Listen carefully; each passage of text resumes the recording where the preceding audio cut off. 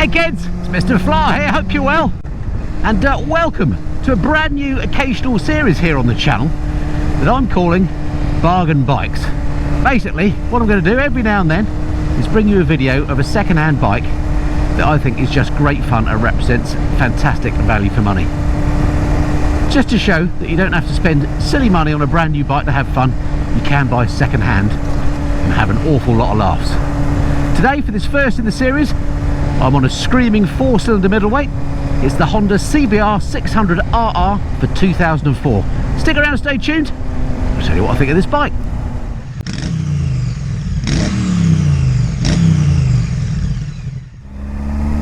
So welcome back to the channel and welcome to this brand new series that I'm really excited to bring you. Looking forward to riding some bargain second-hand bikes. Thanks very much to my friends from Superbike Factory for making them available to me. Today on this first ride, as I said, I'm on the Honda CBR600RR, which I think is kind of an opportune bike to ride at the moment because middleweight 4-cylinder bikes seem to be having a little bit of a comeback, mostly led by Kawasaki, let's be honest, with them reintroducing the ZX4R and announcing its price recently at around about £8 grand, something that's very exciting. These 4-cylinder middleweights were very much a thing back in the sort of 2000s, weren't they, with bikes like the Yamaha R6 and so on being very popular, not only as road bikes but as track bikes too. But as electronics got more advanced on litre bikes and emissions regulations got more stringent, they kind of died a death, and just don't get so many 4-cylinder bikes around now, and we've all been lamenting, haven't we, the rise of the twin-cylinder sports bike of late. Well, let's hope that we're going to get some of these smaller 4-cylinder bikes back, because they are epic fun, as hopefully we'll see on this video. I must just first of all apologise that I've only got the one camera forward view on this. I couldn't find anywhere to mount another camera on the front to look at me. I've got the 360 on, so we'll get an occasional shot from that. But before we get too hung up on what she's like to ride, let me show you over the bike. Here she is then, a 2004 Honda CBR600RR. Let's have a little look over her then. I think it looks a really nice bike actually. I don't think this looks like a 19-year-old bike at all. If Honda brought this out today, I would still think that looks modern. I think it's a really cracking looking machine. This particular example, very nice in the black. It's got a little bit of hanger rash, you know, concomitant with a 20-year-old bike, but overall I think it looks really nice in this black. Some of the things I really like about it, things like this swing arm, look at that. Beautiful looking bit of kit, lovely welding on there, really nice looking thing. I love the back end of this bike in particular. Now I'm assuming this is an aftermarket exhaust on it, it's a Scorpion one, but I love the way it's under the seat, and I also quite like what they've done with the light there. Often I don't like the back ends of bikes as standard, but this one looks pretty good. What else to point out? This one's got an aftermarket black front windscreen, which again just helps it make it look sort of menacing, I think. But yeah, really nice looking bike, I think. It's got shades of the Fireblade, isn't it? The litre bike. Oh, and the other thing to point out, look, this is something from the you know, early days, the old pedal discs. I don't know why we don't see those anymore. I think they look great, and presumably they have some advantages for cooling as well, having more sort of surface area to let off heat. But anyway, yeah, that's what she looks like. Really nice looking machine. Okay, so much for how she looks like. How does she ride? Well, these bikes do need to be wound up. This is one of my favourite little spots here. I'm going to go nuts, but I can't resist to see if the screaming thing is correct, and it is. Listen to this thing. Sounds like a Formula 1 car.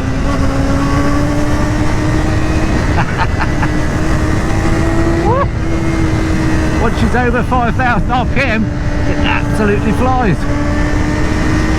Well, it feels like it is. It's not doing ridiculous speeds, and that's one of the beauties of this actually. You can have a lot of fun, enjoy that sonic aural sound, absolutely brilliant, and not be doing ridiculous speeds. You still go pretty fast, it has to be said, but not stupid daft. Unfortunately, I've come out quite early in the day, before the heat of the day, and there's quite a bit of traffic about, so sorry about that, might limit our fun a little bit. A little bit flat in first, into second, over 7,000, and she is off. Well, the brakes are pretty good. Brilliant. Right, well, we'll hopefully find some more fun roads a bit later. Let's just talk through what she's like to ride then. First off, as ever, comfort. What's this thing like? Well, it is a full-on hairy sports bike, so let's not kill ourselves and say that it's comfortable, because it ain't. It reminds me very much of my Panigale in its riding position. My legs are tucked up underneath me here, quite an acute angle. I've got quite a lean forward, obviously, and you can get tucked down behind the screen if you want to nicely. And there's loads and loads of weight on my wrists. So comfortable, this bike is not, but you don't buy sports bikes for comfort, do you? To be fair, you can move around on the seat, and look, if I want, I can sort of slow down and I can sit pretty much upright, which isn't too bad at all, actually. If you're going to be doing your commute on one, it could be done. The seat itself is rock hard, it's just like a slab with a bit of vinyl on top, but again, you don't buy sports bikes for comfort, do you? Alright, what about the things we're looking at then? Well, big mirrors on here, mounted out on the fairing, and I have to say they work really well. They're not vibey in particular, a little bit of vibration, but nothing much, because of course it's 4-cylinder bike, so it's lovely and smooth. So they work fine, no problems there. Very simple switch gear, no electronics of course in these days, not even ABS on this bike. So the buttonage, very, very straightforward, easy to get hold of, easy to use, like that. The handling on this is just amazing, around these corners. It's one of those think where you want to go and around you go type of bikes. Brilliant. Anyway, back to the dash. This one, I assume this is an aftermarket dark screen on here. Underneath, big analog rev counter, speed on the right, fuel gauge. Honestly, what more do you need? Those are all the important things as far as I'm concerned. Right, let's talk specs on this bike then, shall we? Starting with the engine, a 599cc liquid-cooled inline 4-cylinder putting out 117 brake horsepower at 13,000 RPM, hence the term Screamer. It's got 47.2 foot-pounds of torque, that's 64 newton meters to you and me, and that's delivered at 11,000 RPM. Braking on the front, provided by these dual 310mm discs with 4-pot calipers. They're badged Nissan, and I have to say they work beautifully, and I do love the pedal discs. On the rear, a single 220mm disc with a single pot Nissan caliper as well. That works rubbish compared to the front. Seat height on the CBR, 820mm, so I'd say that was a sort of a medium height, but I'm a medium height fella and I can get my feet flat on the deck on this one. The weight of the bike on this is something really special. Comes in at 163 kilograms dry, and that is pretty light in my book. Tank capacity on the Honda, a very reasonable 18 litres. Suspension on the front is handled by this 43mm fork, which is fully adjustable. There's the adjusters on the top. Interestingly, look, for a sports bike in particular, it's a right way up fork. Don't see that much these days. On the back end, you've got a ProLink single shock. You can't really see it in there, but the way it's mounted, look, to the swing arm and to the frame is apparently the way that they do it on MotoGP bikes is a bit unusual. And I guess the only other thing to mention is when these bikes came out, they were available in this black and silver. They're available in a red and black and a candy blue. Very nice indeed. Right, while we're stuck behind these cars, and while there's nothing behind me, I'll just try these brakes out. Oh, amazing brakes on the front actually. Given they're nothing special, they're just those Nissan calipers. They are 4-pot. They've got quite a lot of bite, I have to say. And it's not like it doesn't come on suddenly. It's a nice progressive feel. And the harder you squeeze, wow. Yeah. The more stopping power you got. So plenty of confidence in the brakes that you're gonna stop when you need to. And just try the rear. Rear's a bit rubbish actually, but then aren't they on so many bikes? Not too worried about that. Clutch on here is pretty stiff, and again reminds me actually of my Panigale. These sorts of bikes you kind of have to work at. They don't let you have your fun for free. You've got to concentrate on what you're doing and, you know, take the rough with the smooth. So yeah, the clutch is quite stiff. The gearbox itself is very nice though. Of course, no quick shifter on this, but I haven't had any false neutrals or anything like that, or any difficulty finding neutral, so that works well. In fact, let's change her right up through the gears while I'm stuck behind this. There we go. We're going to ride her really sensibly at 37 miles an hour. I'm in 5th gear, look. Absolutely no complaints at all. Fueling actually is lovely on here. There's no jerkiness.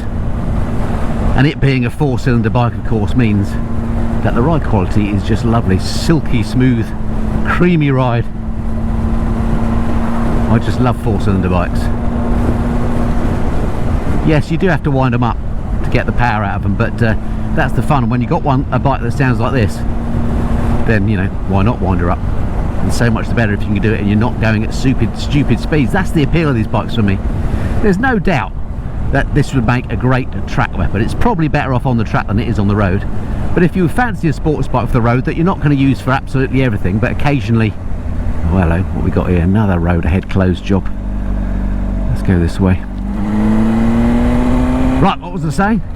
Yes, track weapon. Yeah, really, you get the best out of this on the track, of course, because then you can absolutely thrash the pants off it. But if you want something for fun summertime rides, to enjoy the handling, enjoy the sound, then you know you cannot go far wrong with this. Under $4.5 grand. I had a bit of a look on the Superbike Factory website, and they've got about 5 or 6 of these at the moment for sale, all around the sort of 4 or 5 grand mark. What an absolute winner. What else can you buy in the automotive world that would give you as much fun as a motorcycle for that sort of price, eh? Brilliant. These roads are particularly bumpy, as you can probably see, but the suspension's handling it quite well actually. It's pretty composed, doesn't feel like it gets out of shape, and it's not that rock hard either. It is fully adjustable, so you could set that to whatever your fancy is, but for me this one is set up just nice. Let's just drop her down a cog and hear that engine again.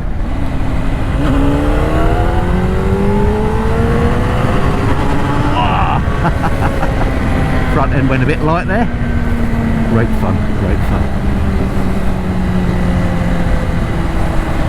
Yeah, I do sort of lament the demise of the super sport bike. There's a lot to be said for an occasional blast. I wouldn't want one as my only bike, but it's something additional to have in the garage just for the odd hour ride out, as much as your back could handle. Can I get out in front of the white van? Yeah, of course I can. Then they're perfect for that. I'm hoping the microphone in the helmet is picking up the sound from this engine. It's just an epic sounding machine, it really is. Let's just try the bike in a little bit of traffic, see how she is. Head down here. You know what, feeling's not bad at slow speeds, not bad at all. If you're some sort of masochist, you could ride this to work every day. Right, whilst I'm out riding this bike in this area, I can't not take it up Cop Hill here in Prince's Risborough. I'm just going to let that white car disappear, give him a little bit of space. Let's come around here. So this is Cop Hill, and it's famous because back in the, I don't know, 30s I'm guessing, this was the site for one of the, well, it's on the hill climb circuit basically, and it was effectively a Formula 1 circuit. They still do an event here every year called the Cop Hill Climb, where you can come here and this field is full of old cars and stuff and bikes, and the one behind me is, it's a great event, and loads of vintage cars go rocking up the hill, and it's great fun. Anyway, so it is a nice hill. Obviously it's a public road, so I can't go mad, but let's just see what the bike's like up here. Let's get her in first. Here we go.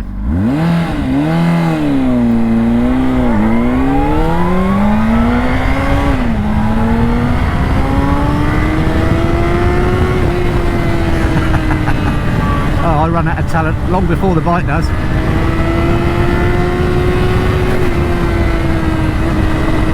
Really don't need to get her out of second gear for fun.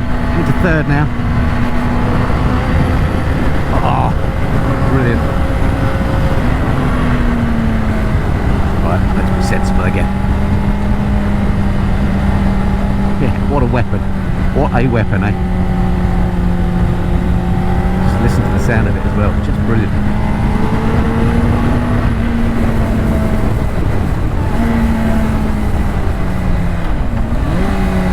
Loving that. What an absolutely cracking day to be out riding a motorcycle, eh? Been so blessed this month. This is June when I'm recording. I think it's June the 16th today, something like that. For the last couple of weeks we've had this glorious riding weather. It's just been fantastic and good for the soul.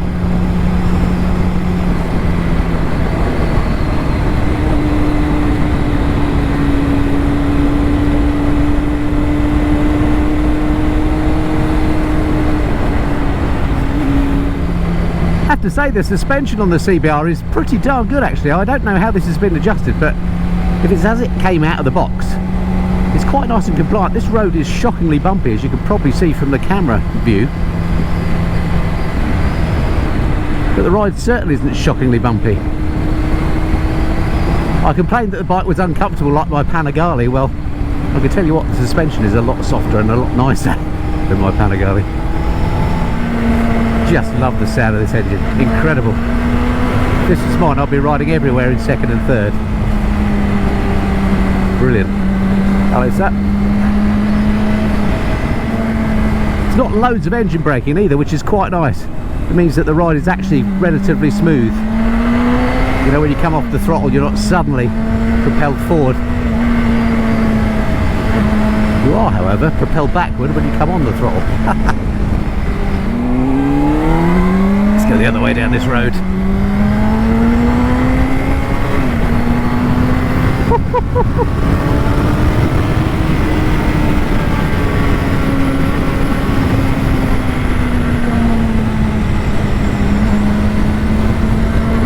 Lovely.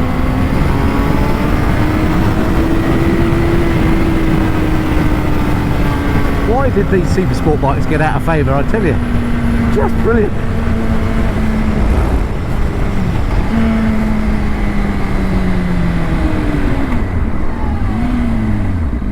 One last tickle.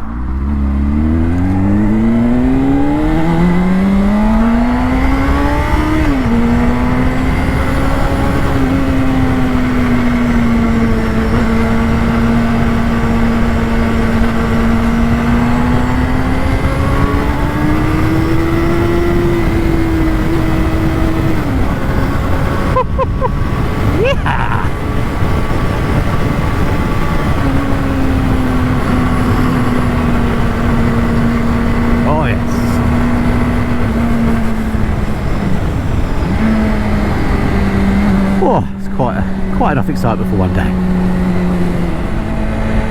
Okay, so time to sum up then the CBR600RR. What are my thoughts? Is it a thumbs up or down? Well, you will have gathered, it's very much a thumbs up as far as I'm concerned. It's a back to basics bike, there's nothing fancy about it, no electronics. It's just about you and riding and the visceral feel of riding. And this one has that in spades. It's got good character about it. It's not vibey character, but character in the sense of the sound and the speed and the handling. It's a lovely thing to be on. You would never know this was nearly 20 years old. This one 2004. Unbelievable. Rides as nice now as I imagine it did on the day that it was new. Of course it is a Honda, so it's going to be super reliable as well and cheap to run, I imagine. Yeah, I really like it. The only things I don't like about it are just things that, you know, generically apply to all sports bikes when I ride them. That is the comfort. You know, it's very wristy. I've got pains in my shoulders already and back. But other than that, there's nothing to not like about this particular bike, I don't think. Mirrors work well, brakes are superb, it goes brilliantly, sounds great, handles nice. I love what you're looking at here. It's all nice and simple, nothing superfluous about it. Yeah, it really is a big thumbs up to me. So thank you very much indeed to Superbike Factory for making it available to me. If you've not come across Superbike Factory before, they are channel sponsors, so I just must mention their incredible website. Check them out, I'll put a link below. And they have, I think when I last looked, 2,800 second-hand motorcycles in stock at any one time. They're the biggest used bike dealer in Europe, and you can have a lot of fun on their website because you just type in the bike that you're interested in and they've usually got a handful of them, and you can check out the differences. But be warned, your bank balance is in danger because they've got everything from you know, new Exotica down to cheaper bargain bikes like this. Alright, I'm going to enjoy riding the CBR600RR some more. Hopefully find some roads without traffic. Don't forget to hit subscribe if you've not done so already. I look forward to speaking to you again soon. Until then, this has been the Mr. Fly. Cheerio.